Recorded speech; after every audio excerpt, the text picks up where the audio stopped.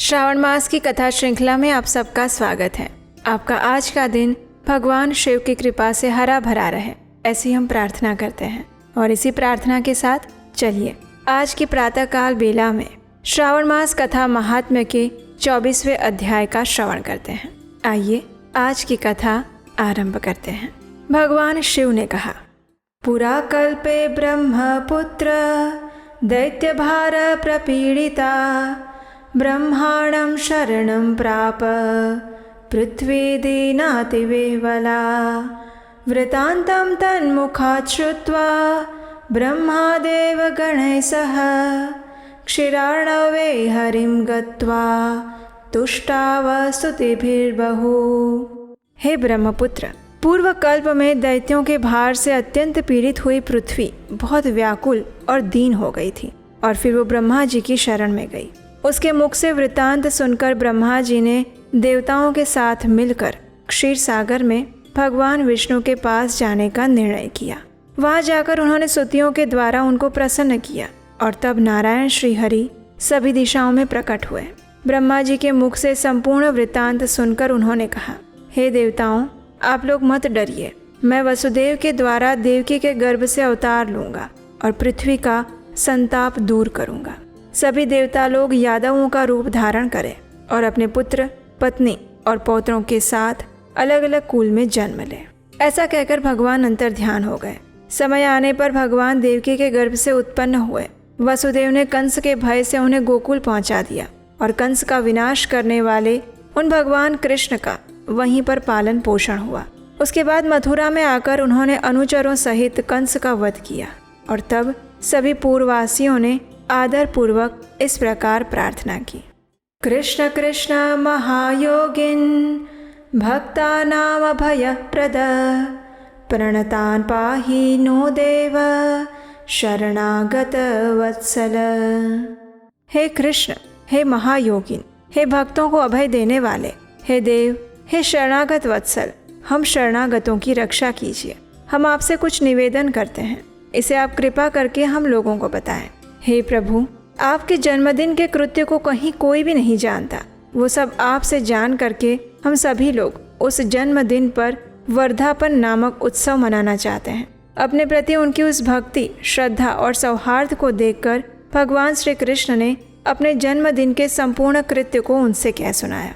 उनसे सुनकर उन पूर्ववासियों ने भी विधान पूर्वक उस व्रत को किया और फिर भगवान ने प्रत्येक व्रत करने वाले को अनेक वर प्रदान किए। और इस प्रसंग में एक प्राचीन इतिहास आता है। अंग देश में उत्पन्न एक मितजीत नामक राजा थे। उसका पुत्र महासेन सत्यवादी था और सन्मार्ग पर स्थित रहने वाला था। सब कुछ जानने वाला वो अपनी प्रजाओं को आनंदित करता हुआ उनका विधिवत पालन कर रहा था। इस प्रकार रहते हुए उस राजा का अकस्मात दैव योग से पाखंडियों के साथ बहुत काल पर्यंत सहचर्य हो गया। उनके संसर्ग में रहने से वो राजा भी धीरे धीरे अधर्म परायण होने लगा। वो राजा वेद, शास्त्र और पुराणों की बहुत निंदा करने लगा। वर्णाश्रम के धर्म के प्रति अत्यधिक द्वेष भाव रखने लगा। हे मुनि श्रेष्ठ, इस प्रकार बहुत दिनों के व्यतीत होने के बाद काल की प्रेरणा से वह मृत्यु को प्राप्त हुआ और यमदूतों के अधीन हो गया। यमदूतों के द्वारा पाशों में बांधकर पीटते हुए यमराज के पास ले गया। यमराज के पास ले जाया जाता हुआ वो बहुत पीड़ा का अनुभव कर रहा था।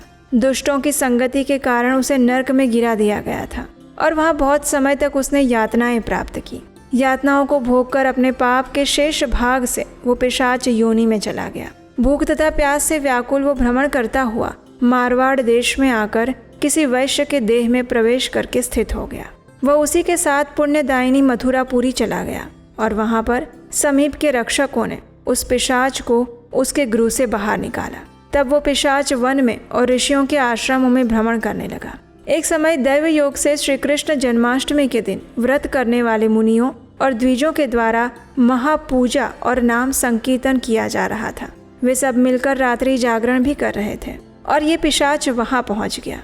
उसने वहां विधिवत सब कुछ देखा और श्रीहरि की कथा का श्रवण किया और ऐसा करने से उसी क्षण वो पाप रहित, पवित्र और निर्मल मन वाला हो गया।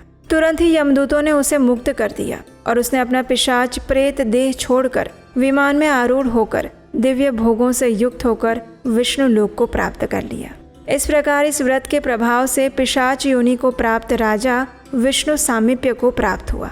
तत्वदर्शी मुनियों ने पुराणों में इस शाश्वत और सर्वलौकिक व्रत का पूर्ण रूप से वर्णन किया है। सभी कामनाओं को पूर्ण करने वाले इस व्रत को करके मनुष्य सभी वांछित फल प्राप्त करता है। और इस प्रकार जो कृष्ण जन्माष्टमी के दिन इस शुभ व्रत को करता है वो इस लोक में अनेक प्रकार के सुखों को भोग कर शुभ कामनाओं को प्राप्त करता है। हे ब्रह्मपुत्र, वह वैकुंठ में 1,00,000 वर्ष तक देव विमान में आसीन होकर नानाविध सुखों का उपभोग करके अवशिष्ट पुण्य के कारण इस लोक में आकर सभी ऐश्वर्यों से समृद्ध और सभी अशुभों से रहित होकर महाराजाओं के कुल में उत्पन्न होता है। वो कामदेव के समान स्वरूप वाला बन जाता है। जिस स्थान पर कृष्ण जन्मोत्सव की उत्सव विधि लिखी हो अथवा सभी सौंदर्य से युक्त श्री कृष्ण जन्म सामग्री किसी दूसरे को अर्पित की गई हो अथवा उत्सव पूर्वक अनुष्ठित व्रतों से विश्व सृष्टा भगवान श्री कृष्ण की पूजा की जा रही हो, वहाँ शत्रुओं का भय कभी भी नहीं रहता। उस स्थान पर मेघ व्यक्ति की इच्छा करने मात्र से वृष्टि करने लगते हैं और प्राकृतिक आपदाओं से भी कोई भय नहीं रहता। जिस घर में कोई देव की पुत्र श्री कृष्ण के चरित्र की पूजा करता है वो घर सभी प्रकार से समृद्ध रहता है। वहाँ भूत प्रेत आदि बाधाओं का कोई भय नहीं रहता। जो मनुष्य किसी के साथ में भी शांत होकर इस व्रत उत्सव का दर्शन कर लेता है वो भी पाप से मुक्त होकर भगवान श्रीहरि के धाम में जाता है। और इस प्रकार स्कंद पुराण के अंतर्गत ईश्वर सनत कुमार संवाद में श्रावण मास महात्म्य में जन्माष्टमी व्रत कथन नामक 24वां अध्याय पूर्ण हुआ। और इसके साथ ही हमारी आज की श्रावण मास महात्म्य कथा यहीं पर समाप्त होती है। इस कथा की अगली कड़ी के साथ हम आपसे मिलेंगे कल प्रातःकाल आपके अपने चैनल उपदेशाष्टकम पर। हरे कृष्ण।